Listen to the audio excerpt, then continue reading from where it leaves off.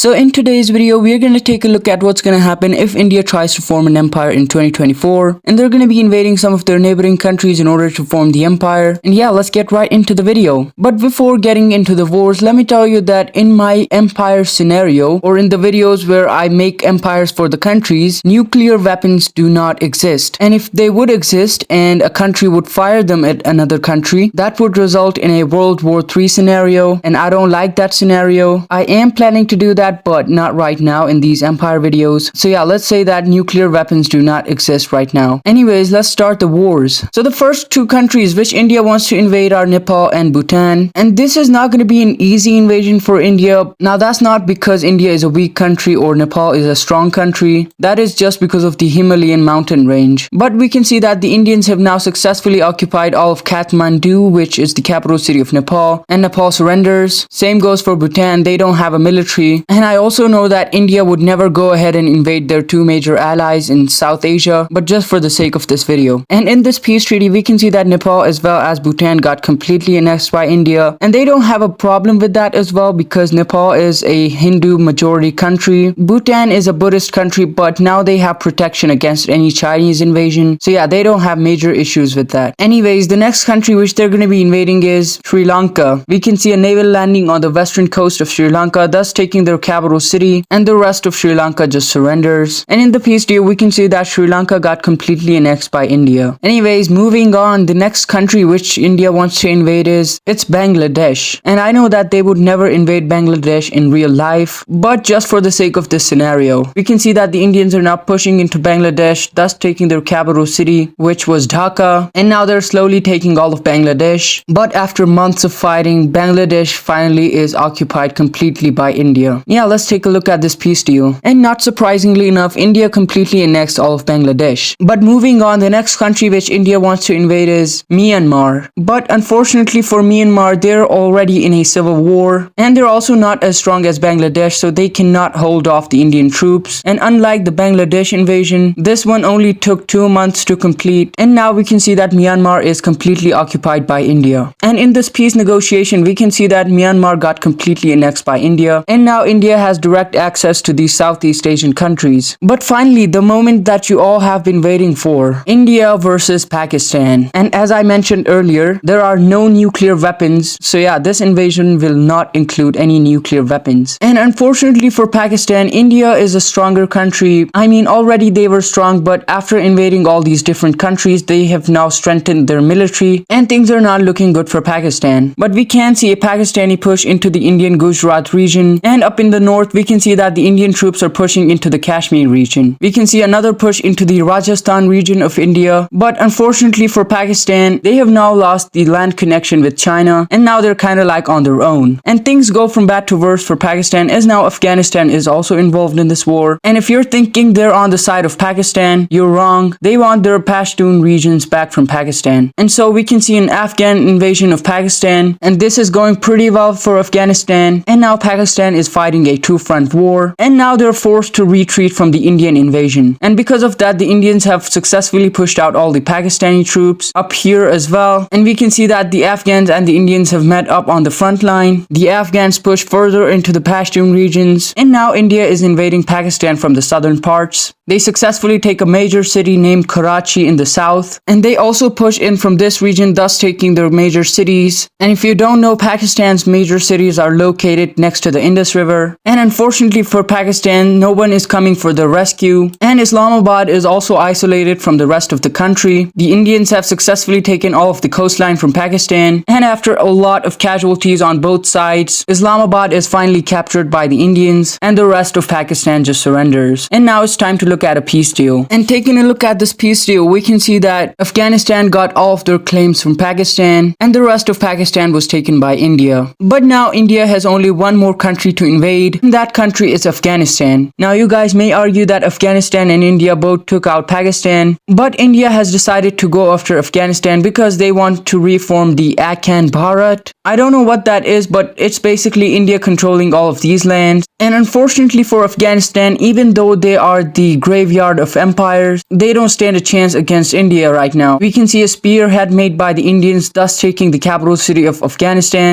which was Kabul. And with the surrender of their capital city, Afghanistan completely gets devastated by India, and the rest of the country surrenders. And in this peace deal, we can see that India completely annexed all of Afghanistan. And yeah, this is pretty much it for India. They're not going to be invading any other country. And I'm sorry if you're from any of these countries like Bangladesh, Pakistan, or Afghanistan. If you guys show some support on this video, I'm going to be making a video for Pakistan as well as Bangladesh, maybe even Myanmar. But yeah, this is going to be it for today's video. If you enjoyed this video, make sure to subscribe, leave a comment, and tell me what you guys want to see in the future. And thank you for watching.